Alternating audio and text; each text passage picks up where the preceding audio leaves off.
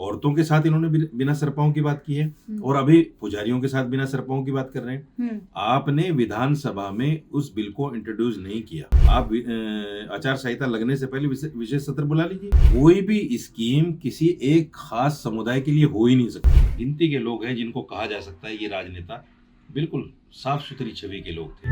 नमस्कार, आप देख रहे हैं पंजाब केसरी और मैं हूं आपके साथ मोना। आपको बता दें कि चुनाव आने वाले हैं, इसके लिए सारी राजनीतिक पार्टियों ने अपनी कमर कस ली है। जी तोड़ सारी पार्टियां जो हैं वो मेहनत कर रही हैं। ऐसे में दिल्ली में कितना विकास हुआ है, क्योंकि हर पार्टियां ये कहती हैं कि हमने विकास किया है। चाहे आप भाजपा की बात करें, कांग्रेस की बात करें या फिर केजरीवाल की बात करें, केजरीवाल सरकार की बात करें, आम आदमी पार्टी की बात करें। ऐसे में हमारे साथ शाजिद रशीदी जी हैं, इनसे जानने की कोशिश करेंगे कि आखिर दिल्ली में कितना विकास, और एक जो पक्ष लेकर के एक विशेष समुदाय को लोग टारगेट करके कह रहे हैं कि हमने इनका ज्यादा विकास किया है, वो भी जानने की कोशिश करेंगे। मतलब ये कि सारी चीजों से आज पर्दा उठाएंगे। रशीदी जी कहते हैं, राजनीतिक पार्टियां कहती हैं कि मैंने काम किया है, वो कहते हैं हमने काम किया है, विशेष समुदाय का नाम लिया जाता है। आप कितना जानते हैं, कितना काम कर दिया गया, विकास कितना कर दिया गया दिल्ली में? देखिए, दिल्ली में जो भी विकास है, आप एक फंडा समझिए।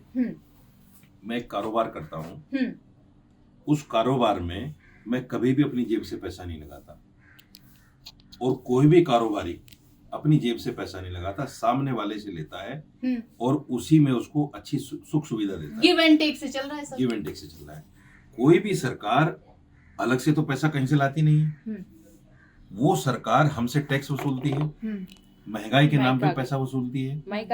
10 रास्ते हैं सरकार के पैसा वसूलने के। वो पैसा हमसे वसूल के उसी में हमें सुख सुविधा दे देती है। जैसे बिजली का है, पानी का है। हाँ। केजरीवाल ने अपने घर से तो कुछ लगाया नहीं, सब हमारा ही पैसा है, दिल्ली वासियों का पैसा है।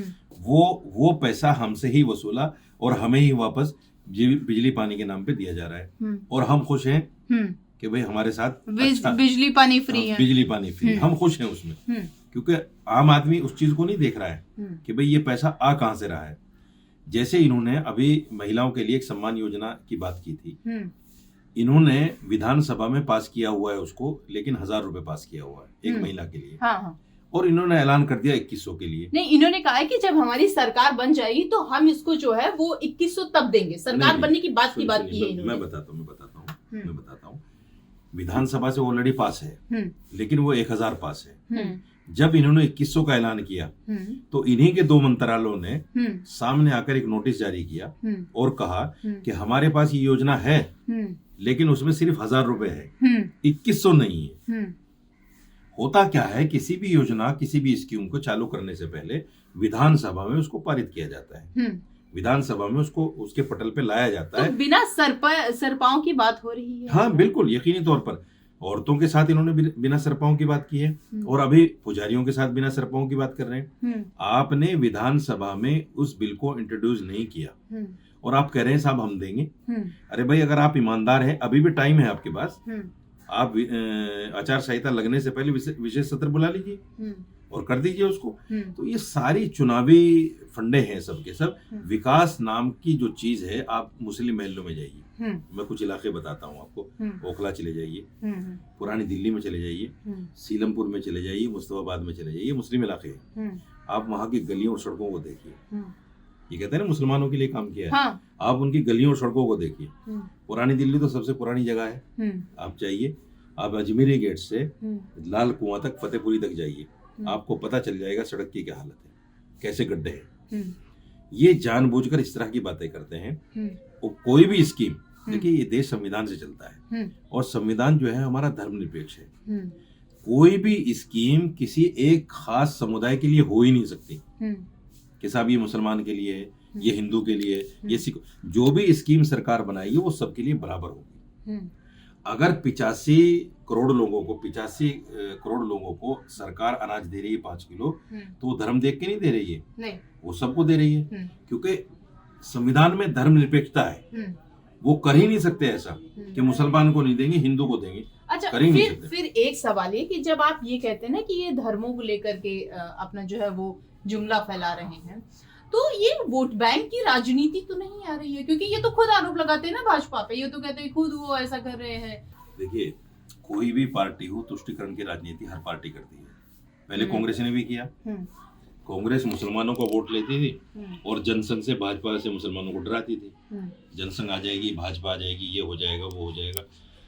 अच्छा इमाम साहब, एक आखिरी सवाल हम आपसे लेंगे। जब ये कहते हैं कि हम जो है ईमानदारी का परचम लहरा रहे हैं, मैं ईमानदार हूँ, यही वजह हुई कि पिछली जो राजनीति घूमी है वो आपने भी देखा, सबने देखा, तो आपको क्या लगता है, आपके नजरिए से क्या ये ईमानदार है, या फिर जो इन पर आरोप लग रहे हैं वो कहीं ना कहीं जनता की नजर में सच है?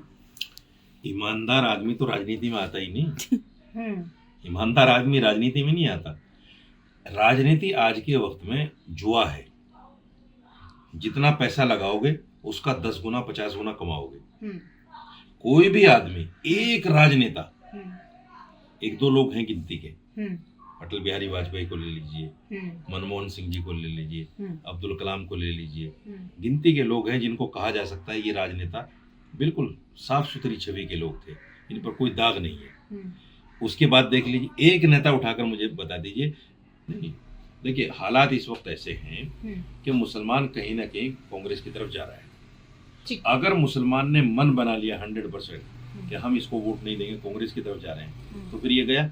ठीक। लेकिन अगर वोट कहीं ना कहीं दोनों में बट गया तो फिर बीजेपी को फायदा हो जाएगा। ठीक। तो ये जो है इमाम साहब ने ऐसा बताया कि आप राजनीति जो है यहाँ की वो देख रहे हैं, स्थितियां क्या हो रही है। हर व्यक्ति जो है अपने आप को ईमानदार कहता है, लेकिन ईमानदार व्यक्ति जो है वो राजनीति में, ये इनके से वाक्य और बहुत सारी ऐसी चीजें हैं। हालांकि ये तो देखने की बात होगी कि जब चुनाव है तो जो आम आदमी पार्टी या किसी भी पार्टी को कहे वो कितना सफल होती है, जनता जो है वो कितना उनके साथ रहती है, कितना अपना प्यार देती है। और देखने की बात सबसे बड़ी ये होगी कि क्या वो सिर्फ प्यार ही केजरीवाल को देती है, वोट किसी और को देती है, या प्यार और वोट दोनों किसी और को देती है। कैमरा पर्सन विकी के साथ मैं मोना पांडे, नई दिल्ली।